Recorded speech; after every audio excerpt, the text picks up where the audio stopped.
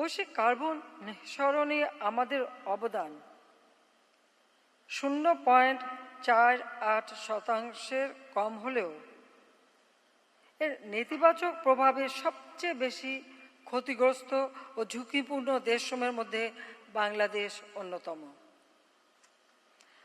জলবায়ু পরিবর্তনের এ বিরূপ প্রভাব আমাদের সম্ভাব্য উন্নয়ন এবং অর্থনৈতিক সমৃদ্ধির জন্য হুমকি হিসেবে দেখা দিয়েছে।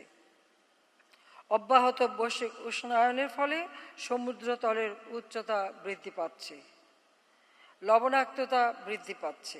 এর ফলে বাংলাদেশের দক্ষিণ পশ্চিমাংশের বিস্তীর্ণ অঞ্চল, যা দেশের মোট আয়তনের 12 থেকে 17%, এই শতাব্দীর শেষ দিকে সমুদ্রগর্ভে নিমজ্জিত হওয়ার ঝুঁকির মধ্যে রয়েছে।